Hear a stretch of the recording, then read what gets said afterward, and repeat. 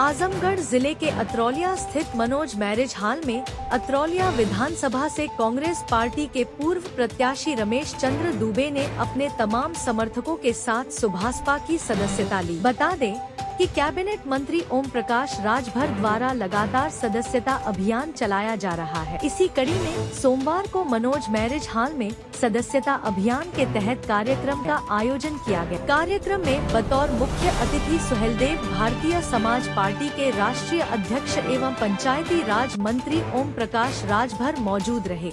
ओम प्रकाश राजभर ने विधिवत मंत्रोच्चार के बीच कांग्रेस के युवा नेता एवं अतरौलिया विधानसभा के पूर्व प्रत्याशी रमेश चंद्र दुबे ने अपने हजारों समर्थकों के साथ सुहेलदेव भारतीय समाज पार्टी की सदस्यता ग्रहण। इस दौरान उन्होंने कहा कि मुझे पार्टी द्वारा जो भी जिम्मेदारी दी गई है, मैं उसे पूरी निष्ठा और ईमानदारी के साथ निभाने का काम करूं। देवदूत वानर सेना के राष्ट्रीय अध्यक्ष रमेश चंद्र दुबे ने आगे बताया कि हम अपने संगठन के माध्यम से अब तक 35 करोड़ रुपया लोगों के स्वास्थ्य के लिए मदद के रूप में खर्च कर चुके। आगे भी हमारा संगठन काम करता रहेगा।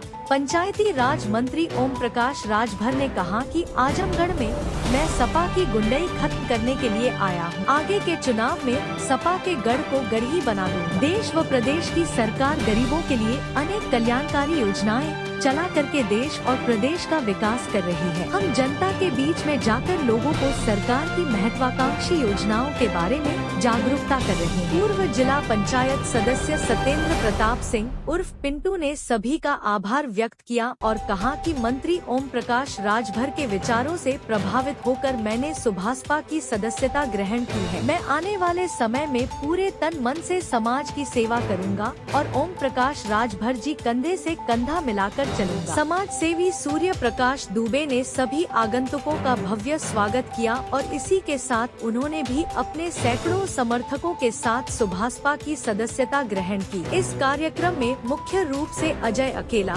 गणेश दत्त दुबे, अशोक चौबे, सत्येंद्र प्रताप सिंह पिंटू, सूर्य प्रकाश दुबे, सर्वेश मिश्रा, सर्वेश चौबे, पंकज चौबे, सौरभ द्विवेदी, दिनेश त्रिपाठी सहित अनेक लोग ने सुभाषपा की सदस्यता ग्रहण की।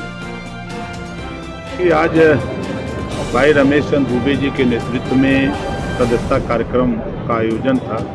आपके सामने आपने देखा कि आज सैकड़ों लोगों ने भाई रमेश चंद्र दुबे जी के नेतृत्व में पार्टी ज्वाइन किया है और इनके ज्वाइन करने से आजमगढ़ ही नहीं बल्कि पूरे देश में पार्टी को बल मिलेगा, क्योंकि इनकी एक बड़ी सेना है, वानर सेना, और बड़ी ताकतवर सेना है। अभी वो उसको बहुत कम लोग जानते हैं और हम अच्छी तरह हमारा संपर्क उस सेना के साथ है। वो दोनों लोगों की ताकत मिल करके हम लोग जो गीता में कृष्ण भगवान ने कहा है गरीबों की सेवा ईश्वर से बड़ी सेवा है, तो हम लोग उस दिशा में काफ़ी आगे बढ़ेंगे। नहीं मतलब कोई जाति धर्म नहीं, यहाँ सभी जाति धर्म के लोग ज्वाइन कर रहे हैं। हमारे यहाँ कोई बंधन नहीं रहा। देखिए अब आगामी जो पंचायत चुनाव आ रहा है, पंचायत चुनाव को देखते हुए और आगामी जो विधानसभा के चुनाव हैं, आजमगढ़ में समाजवादी पार्टी के कुछ नेता इतना आतंक मचाए हुए हैं, उनके आतंक को ख़त्म करना भी हमारा उद्देश्य है। इस नाते हम लोग मजबूती से एक जो ब्रह्मा जी ने कहा है कि संघे शक्ति कलयुग, एक कलयुग में संगठन में बड़ी ताकत होती है, आज उसी का एक रूप है ये। हम 10 विधानसभा सीट पर निगाह रखे हुए हैं। हमारा जो एनडीए गठबंधन है, हम यहाँ 10 सीट जीतने के लिए काम कर रहे हैं। जो सदस्य लिए हैं उनको किसी पार्टी में कोई जिम्मेदारी, कोई पद? बिल्कुल जिम्मेदारी हमारे राजकुमार गुप्ता जी हैं, राष्ट्रीय महासचिव, और आज ही उनको अंदाजे कि वो उनकी घोषणा हो जाएगी। देखिए बरसात के बाद काम शुरू हो जाएगा। हम लोग और नेताओं की तरह हम वो काम नहीं करते। मैं जब आया तो भाई से भी बात हुई तो भाई ने भी बताया। एक दिन मुझे वहाँ के उस रोड के एक बाज़ार में हमको घेर लिया लोगों ने अपनी बात कहने के लिए, तो मैं रुका तो लोगों ने कहा कि साहब ये लंबे समय से हम लोग थक गए हैं, सड़क नहीं बन पा रही है। तो हालांकि हम भी उस सड़क से गुजरे, करीब हमको अंदाजा कि 8 किलोमीटर गए थे, दूरी उसकी 21 किलोमीटर है। एक सिकंदरपुर से जाती है अम्बेडकर नगर की तरफ, एक वो सड़क है लगभग 7 किलोमीटर के आसपास। तो दोनों सड़कों की जानकारी जब मुझे हुई तो मैंने PWD जो राज्य मंत्री हैं ब्रिजेश सिंह जी, उनसे मिला तो उन्होंने कहा कि निश्चित बन जाएगी। उसके बाद PWD प्रमुख सचिव अजय चौहान जी से मिला, फिर उसके बाद हमने चीफ सेक्रेटरी मनोज जी से मिला, फिर मैं मुख्यमंत्री से खुद मिला। तो गरीब को अपने घर से निकलने के लिए पहले रास्ता चाहिए, गरीब कमजोर को अपने घर से निकलने के लिए रास्ता चाहिए। पंचायती राज विभाग का पहला काम है स्वच्छ भारत मिशन की साफ सफाई रहे, और साफ सफाई तभी रहेगी जब गांव में नाली बने, गांव में सोख्ता बने, गांव में शौचालय बने। आज आप बताइए कि जितनी तेजी से शौचालय का काम मोदी जी के नेतृत्व में और यूपी में योगी जी के नेतृत्व में पूरे प्रदेश में शौचालय का निर्माण हुआ, क्या इसके पहले हुआ था? पैसा भी था, सरकारें थी, लेकिन सोच होती है कि गरीब के प्रति क्या सोच है। जैसे उदाहरण के तौर पर हम दें कि हम यहाँ 3 महीने से, जैसा आपने कहा 3 महीने से, 3 महीने में 1,35,00,000 रुपया हम लोगों ने गरीबों के इलाज के लिए दिया। उस गरीब को कि जब वो पैसा नहीं है, अभाव है पैसे के, वो दवाई के लिए दर दर भटकता है, उसको दिलाया।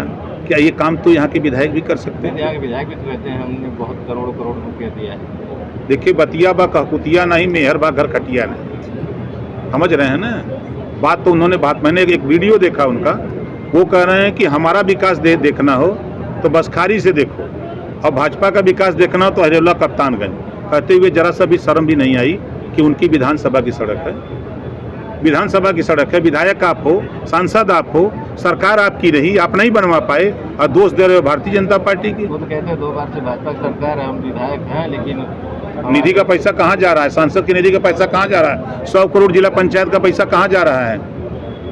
आप बताओ। निधि से नहीं, पैसा कहाँ जा रहा है? सब कह रहे बड़ी सड़क है इसलिए विधायक निधि से नहीं बन पा रहा है। फिर वही बात बजट है। ज्यादा है। देखो, हम भी वही काम करते हैं जो सवाल आप पूछ रहे हो ना। हर विधायक 1 किलोमीटर, वो चाहे विधायक तो मुख्यमंत्री से मिल सकता है, मिल करके अपनी समस्या कह सकता है, लेकिन पटिया से निकाल देंगे ना। अखिलेश जी जाएंगे तो सवाल भी उठाया था उन्होंने। देखिए, पटिया से निकाल दे जाइए, जब जाइए मुख्यमंत्री के यहाँ तक पैसा मांगे जाइए तो वहाँ से निकाल दो जाइए पटिया से। एक डरा नहीं, लोग सीएम से मिलने नहीं जाते हैं। आप बताओ, 100 करोड़ रुपया आ रहा है जिला पंचायत में। यही मैं बता रहा हूँ, 4 बार से टेंडर निरस्त हो रहा है। PWD की बनी सड़कें, आपके मंडी समिति की बनी सड़कें, सिंचाई विभाग की बनी सड़कें, उसका टेंडर निकल रहा है। जब फाइल जाती है हमारे यहाँ तो हम इंक्वायरी करा लेते हैं, खर्च से खबर चली जाती है और उसके बाद टेंडर निरस्त हो जाता है। आबादी के हिसाब से उनको बजट मिलता है। देखिए, भारत सरकार जो रुपया देती है तो उसमें 70% धन प्रधानों को अलॉट हो जाता है तुरंत। उसके बाद 15% धन तुरंत क्षेत्र पंचायत और जिला पंचायत को अलॉट हो जाता है। अब वो पैसा, उसी पैसे से उनको काम करना है। बीच में कोई बिचौलिया नहीं। कल तक लोग बिचौलिया होते थे, जहाँ चाहते थे वहाँ पैसा देते थे और जहाँ नहीं चाहते थे वहाँ पैसा नहीं देते थे। लेकिन वो मानक मोदी जी ने, योगी जी ने ख़त्म कर दिया। ये वो साबित करता है कि आने वाले दिनों में जो दुखी लोग हैं वो इकट्ठा होकर के अपने दुख के निवारण के लिए काम करने वाले हैं। मैं रमेश दुबे, भैया इसी अतरौलिया की भूमि पे पैदा हुआ, जन्म लिया, यहीं खेला कूदा पला बढ़ा। और एक देवदूत वानर सेना एक संगठन पिछले कोरोना काल से मैं चला रहा हूँ, उसका मैं राष्ट्रीय अध्यक्ष हूँ। और अतरौलिया की इसी विधानसभा से पिछली बार मैं प्रत्याशी भी रहा कांग्रेस से, और जन सेवा करने का मैं लगातार प्रयास करता रहा। और उसी क्रम में हमने देवदूत वानर सेना का गठन किया। और जब राजनीतिक तरीके से हम नहीं सफल हो पाए जन सेवा करने में, तो हम अपने संगठन के माध्यम से लगातार कार्य करने लगे। तो सदस्यता बता दें, लगभग आप जान लीजिए इतने गंभीर मौसम में भी हज़ारों से अधिक लोगों ने सदस्यता ग्रहण किया हमारे साथ, जिसमें हमारे परम सहयोगी सत्येंद्र प्रताप सिंह पिंटू सिंह जी जिला पंचायत सदस्य रहे, सूर्य प्रकाश दुबे जी वरिष्ठ समाज सेवी हैं, ये सभी लोग, और इनके साथ साथ करीब हज़ारों लोगों ने सदस्यता ग्रहण किया। और दूसरा प्रश्न जो आपने किया कि कांग्रेस छोड़ के क्यों आए, हमने आपको बताया ना कि हमारा राजनीति करने का आशय अपने लाभ के लिए नहीं करना है, अपने जो है स्वांतः सुखाय के लिए नहीं करना है, जन सेवा करने के लिए करना है। उसकी तलाश में मैं लगातार लगा रहा और मुझे कहीं से कांग्रेस के द्वारा कोई समर्थन नहीं मिला जनसेवा के कार्य, इसलिए कि मैं माननीय मंत्री जी को बहुत विगत वर्षों से वाच कर रहा हूँ लगातार, और तमाम तरह की जो मदद हमारी वानर सेना करती है उसमें कई बार हम लोगों ने अपील किया, जिसमें माननीय मंत्री जी ने बढ़ चढ़ के सहयोग किया और आर्थिक सहयोग भी किया, और इसके अलावा जो उनसे बन पड़ा उस तरह का भी सहयोग किया, जैसे हॉस्पिटल वगैरह में उनको एडमिट कराना आदि में भी।